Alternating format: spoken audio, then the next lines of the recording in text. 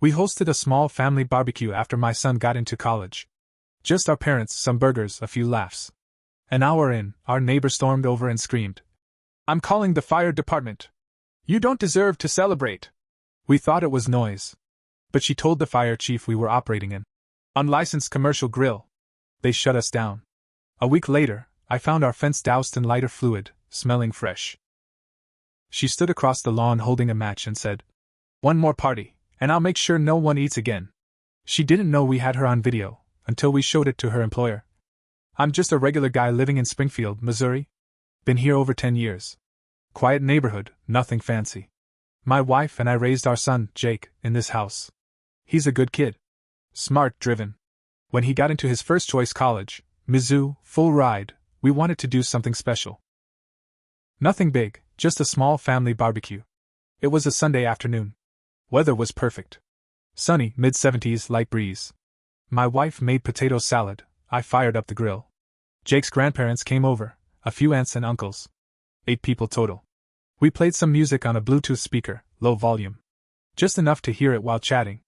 I flipped burgers, we toasted to Jake. It felt like one of those moments you don't forget.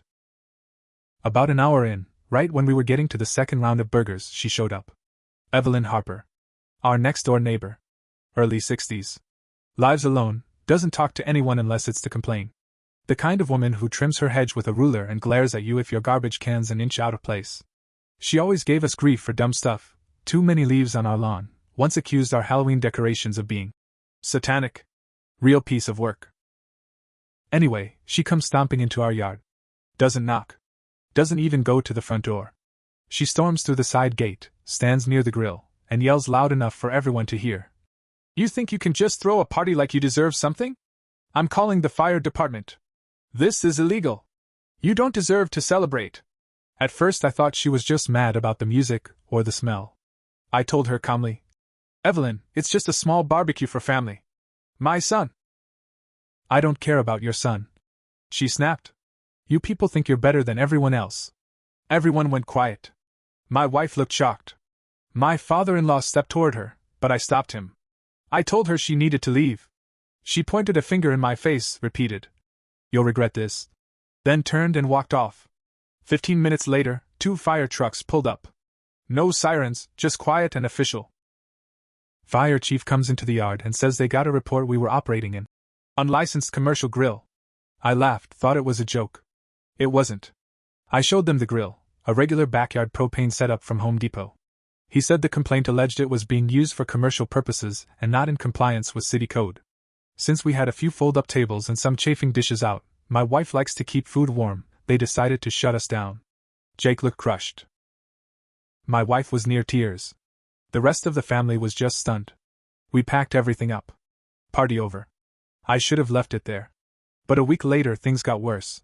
I came home from work one evening and smelled something weird in the backyard. Sharp. Chemical. I went out to the fence line we share with Evelyn, and I almost threw up.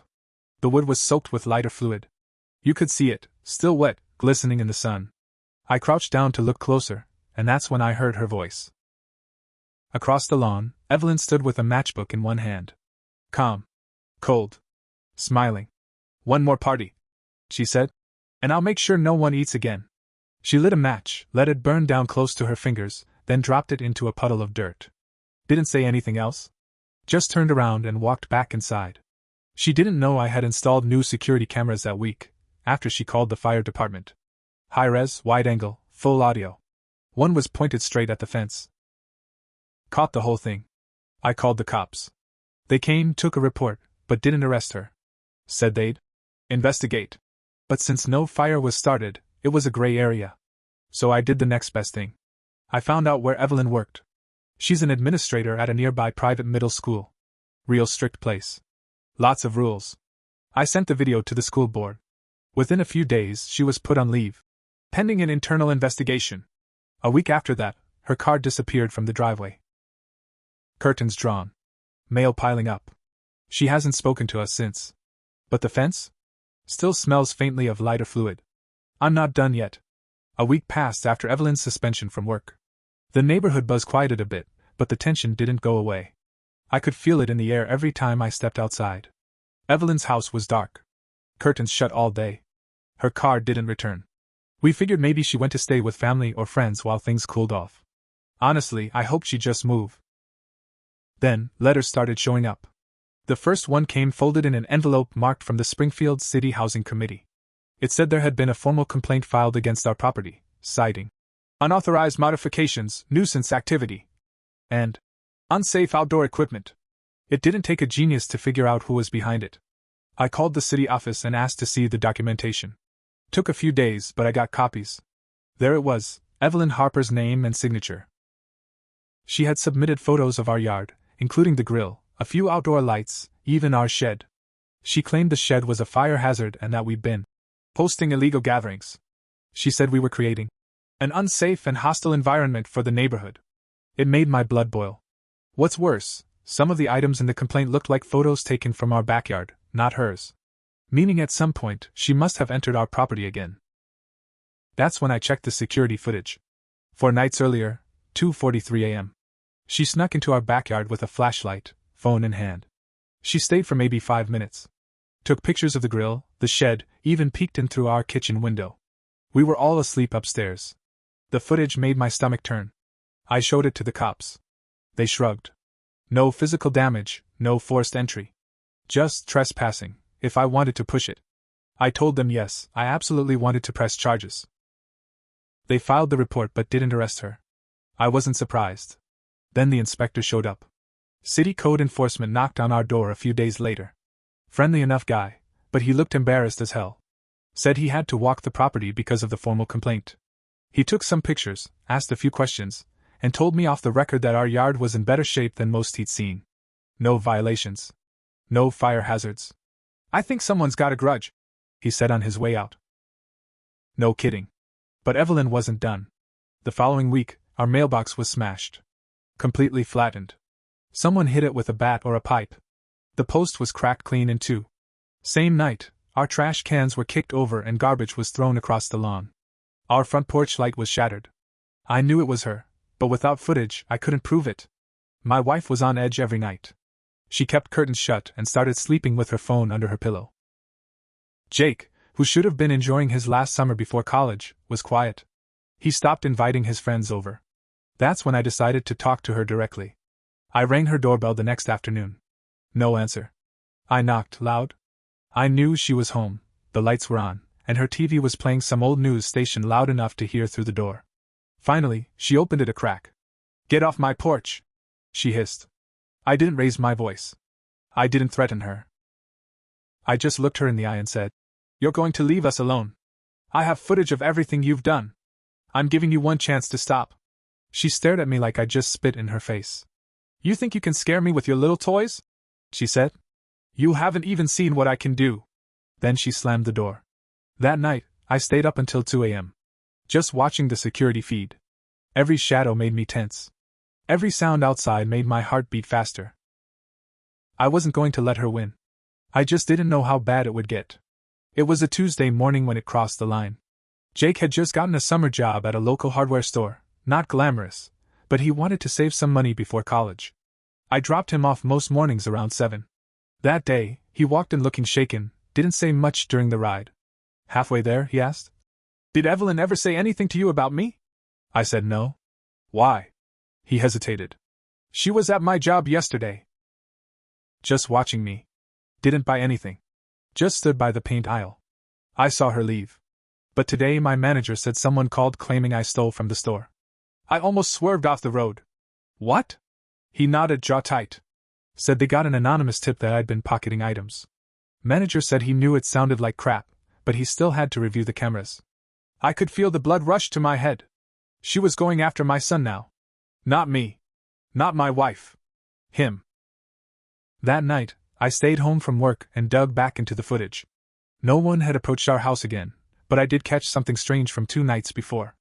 At 3:12 a.m., a figure in a hood walked past our driveway. Didn't go in. Just stopped, faced the house for a few seconds, and kept walking. I couldn't see the face, but the posture looked familiar. Too familiar. I pulled up old video of Evelyn. Compared the way she stood, the tilt of her shoulders. It was her. I couldn't prove it, but I knew. I called the hardware store myself and asked to speak with the manager. I explained everything. I even offered to send over security footage from our house. To his credit, he said Jake had been respectful, hardworking, and never once raised suspicion. I figured it was someone with a grudge, he said. We're not doing anything about it. That night, Jake barely ate. He sat on the couch with his hoodie up, scrolling on his phone in silence. It wasn't just about the barbecue anymore. It wasn't even about our family. It was a power thing for her. She wanted to control us, humiliate us. And now, I wanted to destroy her. I started digging. Took a few hours of searching, but I found her full name on a local tax records site. From there, I traced her previous job history. Turns out she worked at 2 other schools before this one. One of them had quietly let her go, according to an old article I found buried online after a series of behavioral complaints filed by both staff and parents. The article didn't name her directly, but I confirmed it through a LinkedIn post, an old coworker's public praise when Evelyn left. Best of luck in your next chapter, Evelyn Harper. So I called that school. I didn't pretend to be anyone else. I just told them I was a concerned neighbor and asked if there was anything they could share about her past behavior. The woman on the phone paused. All I'll say, she told me, is that I'm not surprised someone's asking. I took that and ran with it. I posted anonymously on a local neighborhood forum, next door, under a burner account. I wrote out the whole story. Everything. The barbecue, the fire department, the lighter fluid, the school investigation, the fake complaint to Jake's job. I uploaded the security footage, with her face blurred but the voice clear. The post exploded. Dozens of neighbors chimed in. Turns out, Evelyn had been terrorizing more people than I thought. One woman said Evelyn reported her dog for barking threats. Another guy said she claimed he was harboring illegal tenants when his cousin stayed over for a few days. 2 nights later, someone egged Evelyn's house. The next day, a for sale sign appeared on her lawn. The for sale sign went up fast. By the end of the week, a real estate agent had started showing Evelyn's place. She didn't come out much, but we saw her through the windows. Always watching. Always seething. I'd like to say I let it go after that. That once she started to pack up, I felt peace. But I didn't. I kept thinking about what she did to Jake.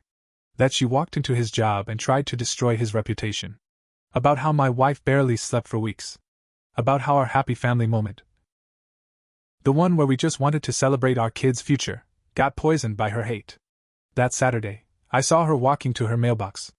I was watering the grass, and she glanced over. I hope you're proud. She muttered loud enough for me to hear. You ruined me. I didn't say anything. I just kept watering the grass. But later that day, I got a call, from a blocked number. You think I'm scared of you? It was her voice. You think your little camera tricks make you a hero? Let me remind you. You've been breaking city code for months. The fire marshal still has your name on file. It's not over.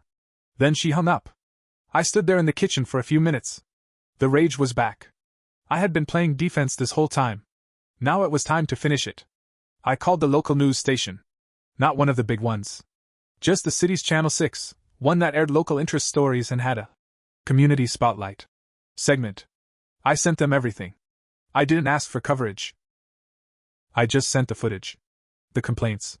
The threats. The security videos, with timestamps. Even the audio of her call to me.